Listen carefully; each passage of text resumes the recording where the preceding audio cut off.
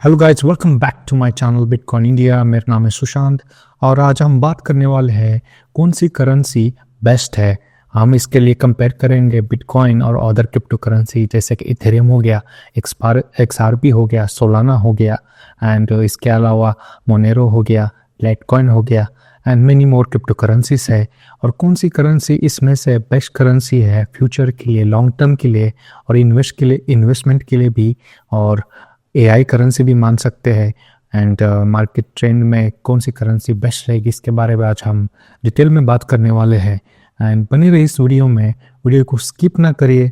Analysis आप जानिए कि कौन सी करेंसी बेस्ट है, आपको क्यों इन्वेस्ट नहीं करना चाहिए इथेरियम में, सोलाना में और बाकी सारे क्रिप्टो करेंसीज में, क्यों आपको बिटकॉइन में इन्वेस्ट करना चाहिए, बिटकॉइन के क्या ऐसे फंडामेंटल्स है जो उसको बेस्ट करेंसी बनाती है और क्यों इसकी इतनी ज़्यादा वैल्यू बनी हुई है, इसके बारे में आज हम डिटेल में बात करेंगे। सो चलिए वीडियो को शुरू करते हैं। पहले हम जानेंगे ये जो करेंसीज है इनका पर्पस क्या है, इनको किस लिए बनाया गया था, इससे हम शुरुआत करेंगे। फॉर एग्जांपल हम बात करें बिटकॉइन को बनाया गया था स्टोर वैल्यू के लिए। स्टोर वैल्यू का मतलब होता है, जैसे कि आपको पता है ये गोल्ड जो है एक एज स्टोर वैल्यू के लिए यूज किया जाता है, लाइक प्रॉपर्टीज भी स्टोर वैल्यू के लिए यूज किया जाता है। लेट से आपके पास 100 करोड़ फंड्स है, आपको उसको स्टोर वैल्यू में कन्वर्ट करना है, तो आप ऐसा एसेट चूज करेंगे जो आपको लॉन्ग टर्म रिटर्न दे और आपका जो अमाउंट है वो सिक्योर रहे। So most of the people क्या करते हैं, हम गोल्ड में इन्वेस्ट करते हैं, प्रॉपर्टीज़ में इन्वेस्ट करते हैं, राइट, बॉन्ड्स में इन्वेस्ट करते हैं, इक्विटीज़ में इन्वेस्ट करते हैं। बट इक्विटीज़ इतना सिक्योर नहीं है जितना gold and properties and bond secure है। बट एनीवे, आप गोल्ड कहने का मतलब ये है कि लोग ज़्यादातर इसमें इन्वेस्ट करते हैं। सो सेम बिटकॉइन को इसकी वजह से बनाया गया था कि एज ए डिजिटल एसेट हो, ऐसा कोई जो स्टोर वैल्यू गोल्ड की तरह बनी रहे एंड लॉन्ग टर्म में इसके रिटर्न अच्छे मिले। तो बिटकॉइन का एक ही पर्पस था, स्टोर वैल्यू का, इसके लिए उसको बनाया गया था 2009 में। देन नेक्स्ट क्रिप्टो करेंसी जो है इथेरियम का मेन पर्पज है smart contract and D apps. Smart contracts का मतलब होता है, जैसे आप स्मार्ट कॉन्ट्रैक्ट्स का एक ही मतलब होता है गाइस, जैसे आप कोई भी ऑनलाइन परचेस करते हो, फॉर एग्जांपल आप स्विगी से परचेस करते हो या जोमेटो से परचेस करते हो, आप उसको पेमेंट देते हो। स्विगी जोमेटो एक थर्ड पार्टी कंपनी है, बट आप उनके ऊपर ट्रस्ट करते हो और उनको पेमेंट करते हो। सो उसके बाद पेमेंट होने के बाद कुछ ही समय के बाद आपके पास ऑर्डर पहुंच जाता है, बट उसके बीच में आप उनके ऊपर ट्रस्ट करते हो, एक स्मार्ट कॉन्ट्रैक्ट बनाते हो, आप ऑनलाइन पेमेंट करते हो, आपको एक रिसिप्ट मिलती है और आपको टाइमिंग मिलती है डिलीवरी का, आपको लोकेशन मिलता है, कहाँ पे हो, उसका कॉन्टैक्ट डिटेल्स मिलता है। सो ये होता है smart contract between two people. So ऐसे ही स्मार्ट कॉन्ट्रैक्ट के लिए, स्मार्ट पेमेंट के लिए क्रिप्टो करेंसी के ऊपर, ब्लॉकचेन के ऊपर इथेरियम को बनाया गया था, जहाँ पे आप इथेरियम का इस्तेमाल करके बाकी ज़्यादा कुछ भी चीज़ें खरीद सकते थे। जैसे कि इथेरियम का बहुत ज़्यादा इंस्टीट्यूशनल भी अडॉप्शन हो गया था उस समय और बहुत ज़्यादा पेमेंट गेटवे के लिए यूज़ किया गया था। कंपनी से या कोई थर्ड पार्टी से आपको कुछ मंगवाना है तो इथेरियम पेमेंट एक्सेप्ट किया जाता था। तो उसको ऑनलाइन जो परचेस होता है, ऑनलाइन जो पेमेंट करते हैं, ऑनलाइन जो एग्रीमेंट होते हैं, उसको बोलते हैं smart contracts.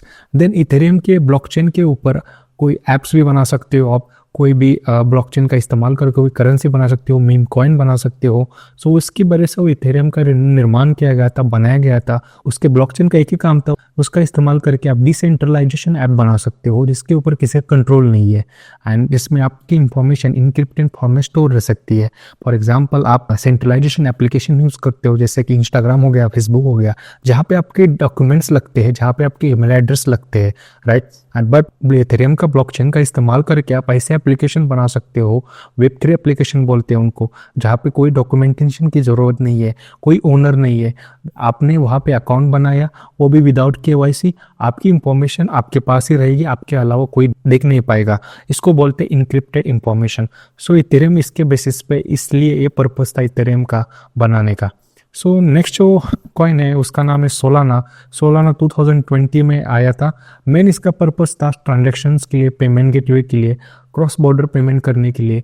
So fast transaction हो, ऐसा कोई कौन हो जो लो कॉस्ट में पेमेंट डिलीवरी करे, पेमेंट ट्रांजैक्शन करे, इसके लिए सोलाना का यहाँ पे उपयोग किया गया था।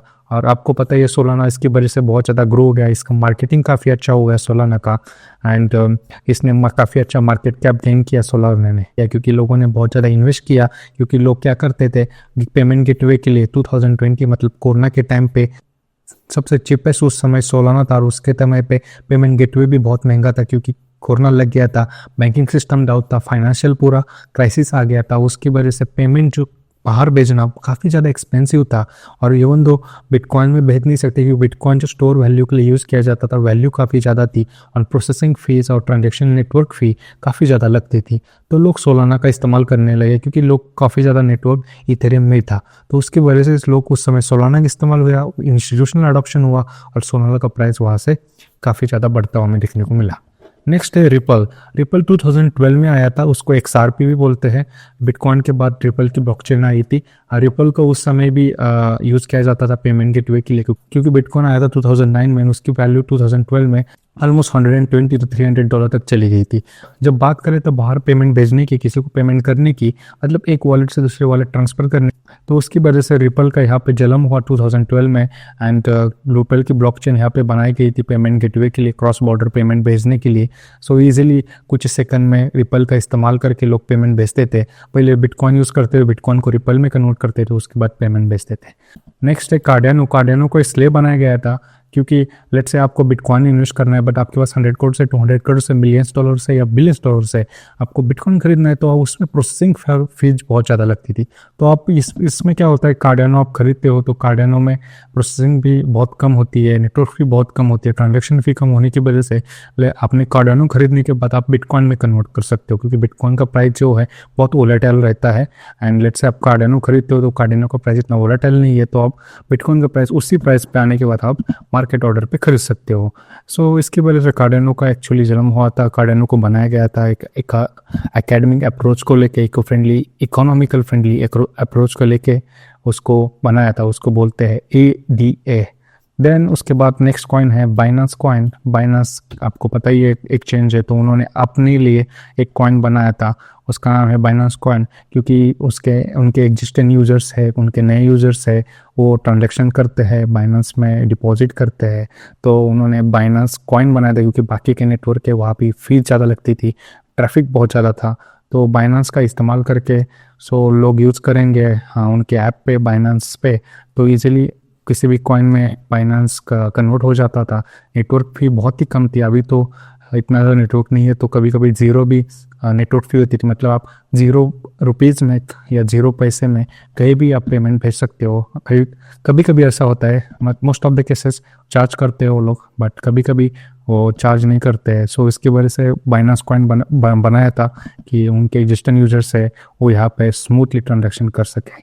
नेक्स्ट कॉइन है पोलकैडॉन। ये कॉइन मैंने इसलिए लिया है क्योंकि ये एक ब्रिज कॉइन है।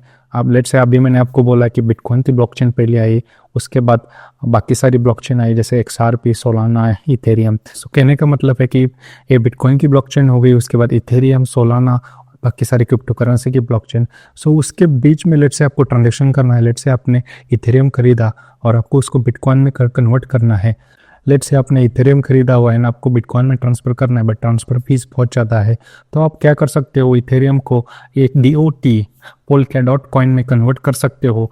पोलकैडॉट कॉइन एक ब्रिज है, तो ब्रिज में क्या होता है, ट्रांजेक्शन्स फी बहुत कम होती है, नेटवर्क फी बहुत कम होती है क्योंकि ज़्यादा वहाँ पे ट्रैफिक नहीं होता है, तो आप इजीली आप ट्रांसफ़र कर सकते हो बिटकॉइन के ब्लॉकचेन में आपके पैसे in form of Polkadot Ethereum. Ethereum blockchain पे आने के बाद फिर आप कन्वर्ट कर सकते हो बिटकॉइन में, फिर ब्लॉकचेन भी चेंज करनी पड़ती है। सो ये जो प्रोसेस है एक्चुअली नेटवर्क फीस जो है कम करने के लिए, नेटवर्क फी बहुत ज़्यादा चिपेस्ट करने के लिए, ईजी टू ट्रांसफ़र करने के लिए बनाया गया था।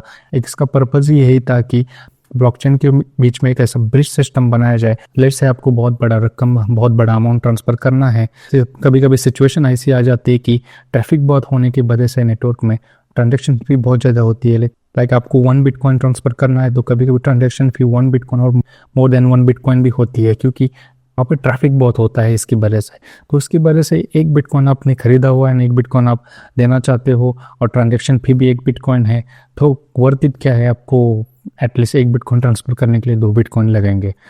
सो यही कुछ रीजंस थे सेंट्रल रखते हुए उन्होंने पोलकैडॉट जो ब्रिज कॉइन है उसको बनवाया था, क्योंकि उसी ब्लॉकचेन में से आप ट्रांसफ़र कर सकते हो ब्रिज कॉइन का इस्तेमाल करके किसी और ब्लॉकचेन में। सो ये सारे पर्पज़ थे, इसकी वजह से कॉइन्स को बनाया गया है। सो आपको इन्वेस्ट करना है तो आपको मस्टली पर्पज़ को जानना पड़ेगा कि कौन सा कॉइन का क्या पर्पज़ है। आपको मीन कॉइन में इन्वेस्ट करना है तो मीन कॉइन को आपको पता है ये पार्ट टाइम फंड जनरेट करने के लिए जनरेट करने के लिए उन कॉइन्स को बनाया गया है। तो वो एक ट्रेडिंग प्लेटफॉर्म है, मेरे ख्याल से आपको उधर इन्वेस्ट नहीं करना चाहिए। आपको ऐसी जगह इन्वेस्ट करना चाहिए जिसकी खुद में वैल्यू हो। एंड सेम लाइक गोल्ड में लोग कैसे आग बंद करके इन्वेस्ट करते हैं, बट गोल्ड को आपको सेफली स्टोर करना पड़ता है। प्रॉपर्टीज में भी लोग आग बंद के करके इन्वेस्ट करते हैं, बट प्रॉपर्टीज सबको बाई करना आसान नहीं है, क्योंकि प्रॉपर्टीज का दाम है लाखों करोड़ों में शुरू होता है। तो एक नॉर्मल आम आदमी को बाई करने के लिए I think bitcoin best way है, क्योंकि आप 10,000 रुपये का, 5,000 रुपये का, 2,000 रुपये का, 50 रुपये का भी बिटकॉइन यहाँ पे बाई कर सकते हो। सो एंड उसको स्टोर कर सकते हो कोल्ड वॉलेट में, जो कि अनट्रैकेबल होता है। वॉलेट गिर जाएगा, गुम हो जाएगा, तब भी कोई प्रॉब्लम नहीं, क्योंकि आपके पास जो पासवर्ड होता है आप उसको याद करके रखिए। नहीं तो आप उसको किसी भी स्टील के प्लेट पे लिख सकते हो और आप उसको रख सकते हो। सो मिलियंस ऑफ डॉलर आप स्टोर कर सकते हो बस वो पासवर्ड का इस्तेमाल करके, और नया डिवाइस खरीद के आप वो पासवर्ड डालिए, आपको बिटकॉइन आपको वहाँ दिख जाएंगे। ये काफ़ी मॉडर्न टेक्नोलॉजी है, AI टेक्नोलॉजी है, और इसमें लोगों का भी पता नहीं है बहुत ज़्यादा कैसे बिटकॉइन का एक सेफली इस्तेमाल करके आप पैसे सिक्योर रख सकते हो। एंड इंटरनेशनली लोग बहुत यूज़ कर रहे हैं। इंडिया में इतनी लिटरेसी नहीं होने की वजह से बिटकॉइन के बारे में लोगों को नॉलेज नहीं है। एंड इसकी वजह से मैंने यूट्यूब भी चैनल शुरू किया है, लोगों को नॉलेज पता चले कि एक्चुअल में बिटकॉइन है क्या, वो उसको बनाया क्यों गया था। एंड यहाँ पे आप देख सकते हो कि उसको स्टोर वैल्यू की वजह से बनाया गया था, कि डिजिटल ऐसा एसेट हो जिसकी स्टोर वैल्यू हो। तो उसके हिस्ट्री के बारे में थोड़ा बात करें तो बिटकॉइन को जो बनाया गया था, उस क्रिएटर है, उसका नाम है Santoshi Nakamoto. And Santoshi Nakamoto एक जापानीज कोडर था। एंड 2009 और 2008 एंड 9 इसके दरम्यान संतोशी नाकामोटो ने बिटकॉइन को बनाया था।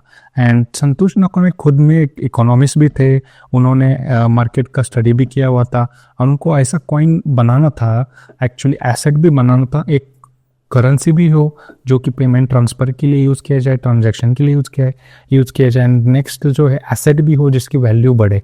सो दोनों को मिक्स करके इन्होंने बिटकॉइन को बनाया गया था।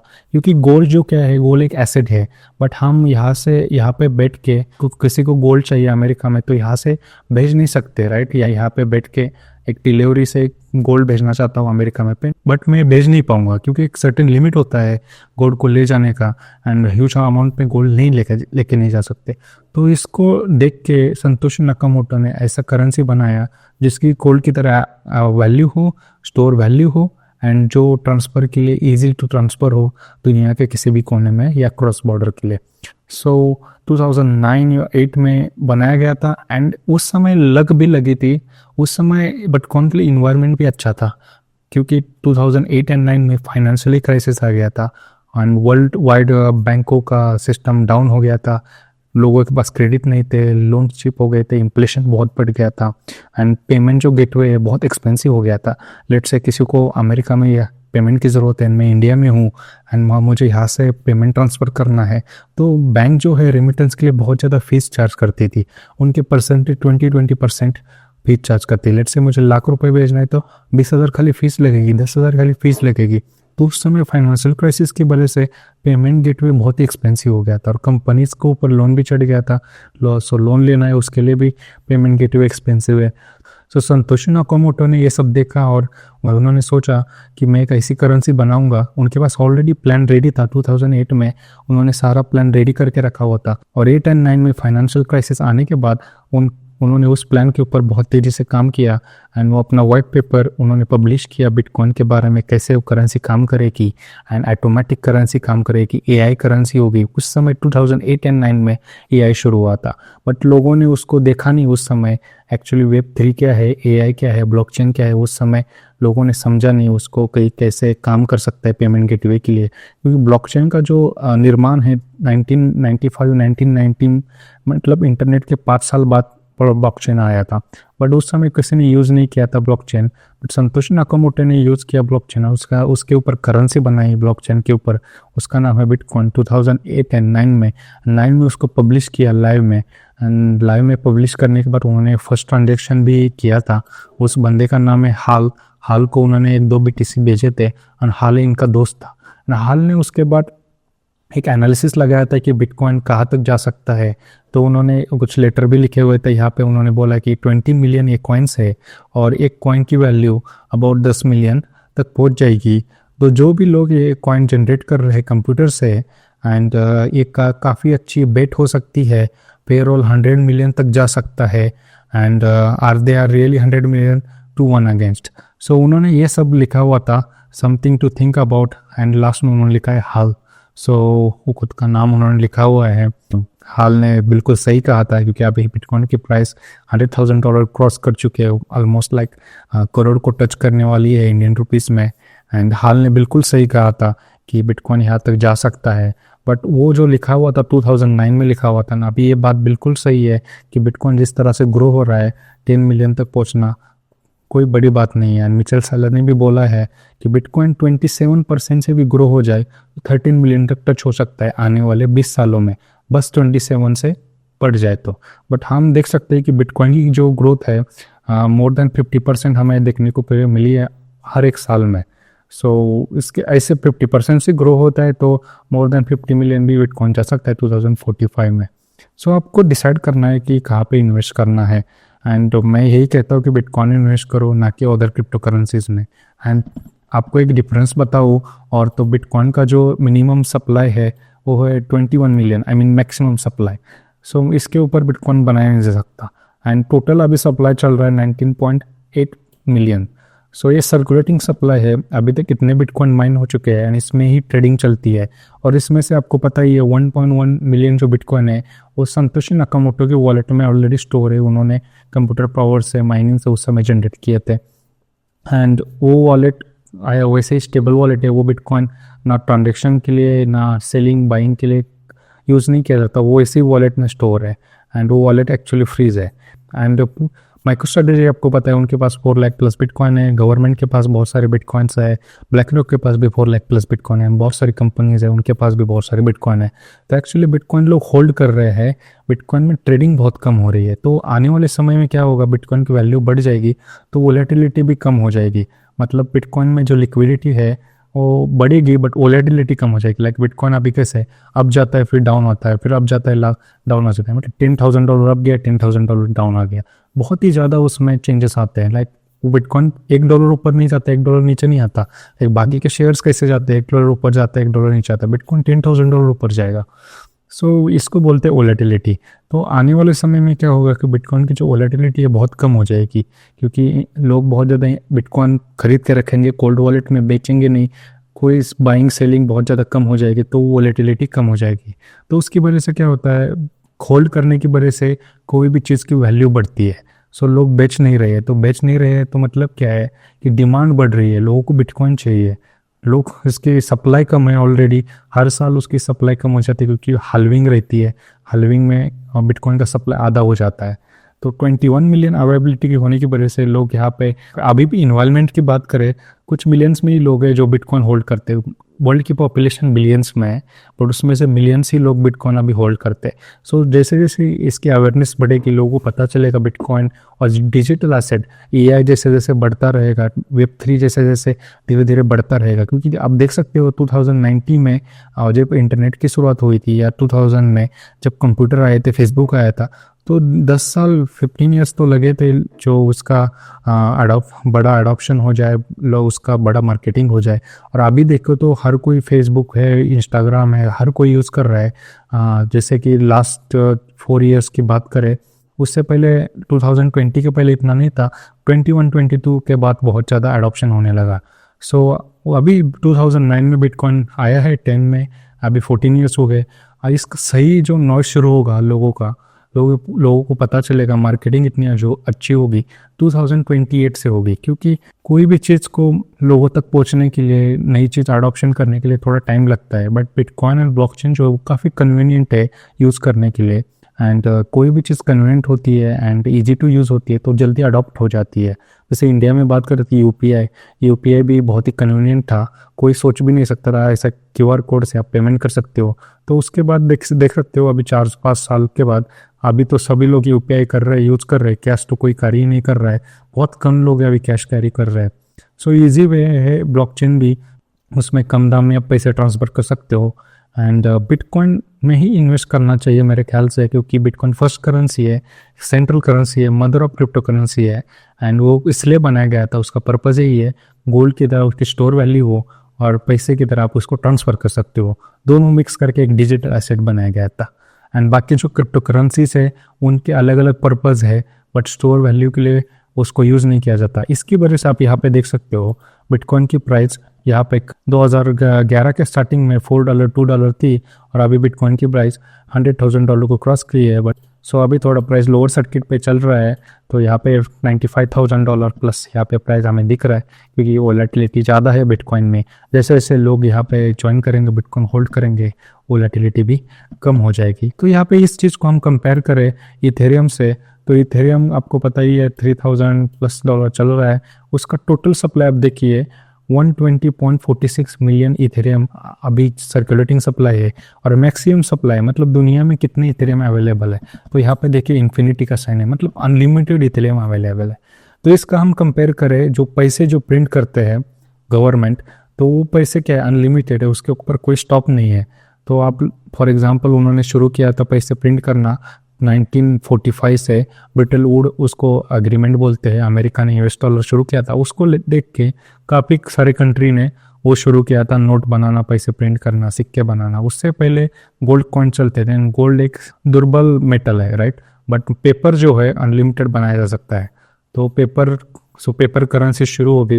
उसके बाद देख सकते हो कि कितनी महंगाई बढ़ी हुई है अनलिमिटेड अवेलेबिलिटी की वजह से।